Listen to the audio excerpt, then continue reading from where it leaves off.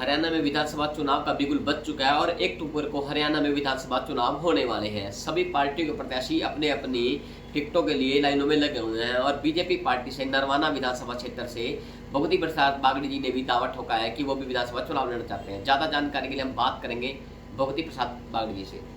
हाँ जी, आप विधानसभा चुनाव लड़ने की इच्छा जताई आपने। नमस्कार गुलशन जी।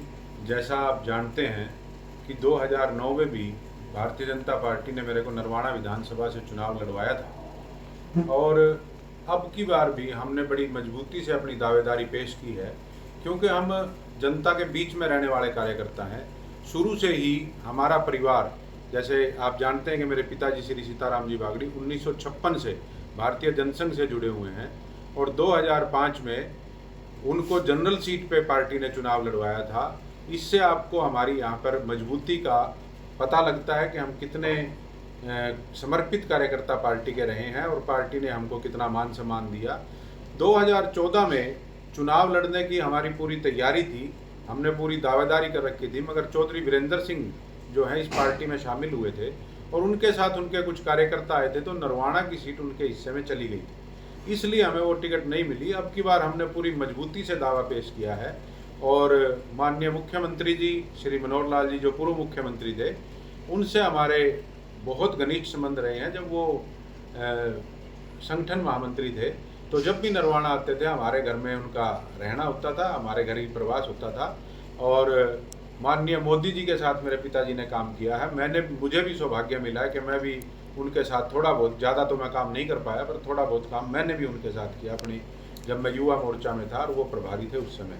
तो मुझे पूर्ण विश्वास है कि पार्टी मुझ पर पूरा दोबारा विश्वास जताएगी। और जहाँ तक बात होती है आरएसएस की, तो मैं बाल्यकाल से स्वयंसेवक हूँ और प्रथम वर्ष शिक्षित भी हूँ, तो मुझे पूरा विश्वास है कि पार्टी हमें इस बार मौका देने वाली है और हम पूरी मजबूती से चुनाव लड़ेंगे और भाजपा को यहाँ विजयी बनाएंगे। बिल्कुल, बहुत ही जैसे आपने कहा कि आपने चुनाव लड़ने की इच्छा लड़ने की कोई भी दावेदारी ठोक सकता है, लेकिन नरवाना के अंदर और भी प्रत्याशी जैसे कि पहले संतोष सोनोदा जी 2 बार चुनाव लड़ चुकी हैं, वो भी मैदान के अंदर सक्रिय हो चुकी हैं और जेजेपी पार्टी से विधायक रहे हैं नरवाना से रामदास सुरजगड़ा, उन्होंने इस्तीफा दे दिया है। अब वो भी कहीं ना कहीं अनुमान है कि वो बीजेपी पार्टी से नजदीकियां बनाए हुए हैं और लगता है कि वो भी अपनी दावेदारी ठोक रहे हैं। तो क्या मानना है कि आप, ऐसा क्या है कि आप सबसे मजबूत पड़ी हुई पार्टी आपको टिकट दे? इसमें मजबूती वाली बात सबसे बड़ी तो ये है गुलशन जी कि हम कोई सीजनल कार्यकर्ता नहीं है। भारतीय जनता पार्टी का कार्यकर्ता जो है वो 24 घंटे फील्ड में रहने वाला, काम करने वाला है। और जैसे आपने देखा होगा कि भाई, मैं ज़्यादा कहूँ तो थोड़ा अच्छा भी नहीं लगता कि विधायक जी का जो, अगर हम ट्रैक रिकॉर्ड देखें, पहले कांग्रेस में थे, फिर टिकट के लिए जजपा में चले गए और अब फिर अपने कहीं ना कहीं हित के लिए, निजी हित के लिए, जनता का हित इसमें कहीं दिखाई नहीं देता, वो अपने निजी हित के लिए अब फिर कहीं पार्टी बदलने की कोशिश में है और इस जुगाड़ में है कि जहाँ से भी उनको टिकट मिलेगी वो वहीं से चुनाव लड़ सकते हैं। और आपने बात की हमारी पूर्व प्रत्याशी हमारी पार्टी की जो संतोष धनोदा थी, तो उनका भी पता नहीं क्या कारण था क्या नहीं था, उस पर भी मैं ज़्यादा तो नहीं बोलूँगा, पर आपने ये नोट किया ही होगा कि वो अभी 5 सालों में पिछले में दिखाई नहीं दी। अब इस चुनावी मौसम में एक बार फिर उन्होंने गतिविधि बढ़ाई है। तो पार्टी ये सारी चीज़ें देखती है और देख करके टिकट देती है। वो जानती है कि कौन क्षेत्र में काम कर रहा है और कौन जो है निजी लाभ के लिए इस समय सक्रिय हुआ है। ये पार्टी के आंख कान नाक सभी होते हैं। बिल्कुल, आपने कहा कि पार्टी के आंख नाक कान होते हैं। अगर मान लो जनता है, आपको वो क्यों चुने? मतलब अगर आप नरवाना के विधायक बन जाते हैं, पार्टी आपको टिकट देती है, तो आप मुख्य रूप से क्या विकास कार्य करवाएं, किन मुद्दों को उठाएंगे नरवाना में जो कार्य अभी तक नहीं हो सके? जब से नरवाना रिजर्व हुआ है तब से आप अगर नरवाना के हालात देखो तो एक तरह का तरस आता है।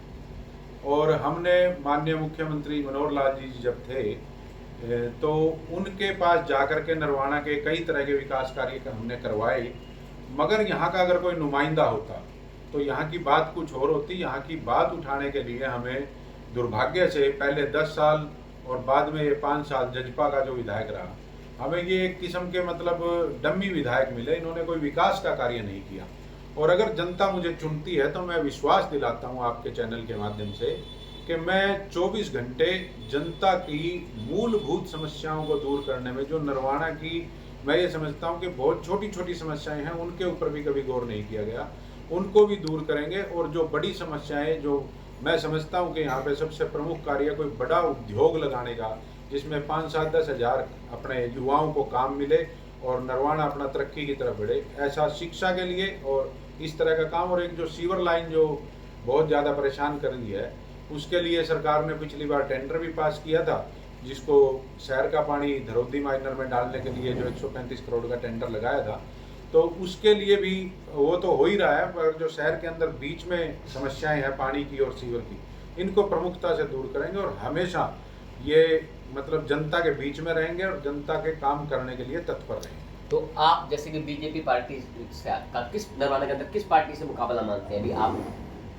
भारतीय जनता पार्टी की जो आज की स्थिति है, उसके अंदर भारतीय जनता पार्टी का किसी दूसरी पार्टी से कोई मुकाबले में कहीं कोई दिखाई ही नहीं देता। केवल और केवल मोदी जी और भारतीय जनता पार्टी के विकास लोगों को दिखाई देते हैं। और अभी जो नायब सैनी जी ने विकास की झड़ी लगाई है, इससे एक बहुत बड़ी परिवर्तन का लहर हुआ है। तो दूसरी पार्टियां कहीं इसमें दिखाई नहीं देती। ये कोई अतिशयोक्ति की बात नहीं कह रहा। अगर आप फील्ड में रहने वाले हैं, आप पत्रकार हैं, आप सब जानते भी हैं, समझते हैं, तो मेरे को ये विश्वास है कि मुकाबला किसी से नहीं, केवल भाजपा जो है जीत के आने वाली। बिल्कुल, ये थे हमारे साथ भगवती प्रसाद बागड़े जी। इन्होंने दावा किया है कि सबसे मजबूत प्रत्याशी के रूप में ये आएंगे और पार्टी अगर इन्हें टिकट देती है तो ये जरूर जीत के लिए आश्वस्त है। लेकिन ये तो आने वाला समय ही बताएगा कि टिकट किसे मिल पाती है। पंजाब केसरी लिए गुलशन चावला, नरवाना। हमसे जुड़े रहने के लिए हमारे YouTube चैनल को सब्सक्राइब करें और नई वीडियो की नोटिफिकेशन के लिए बेल आइकॉन को दबाएं। अगर आप ये वीडियो Facebook पर देख रहे हैं तो लाइक जरूर करें और ज्यादा से ज्यादा शेयर करें। धन्यवाद।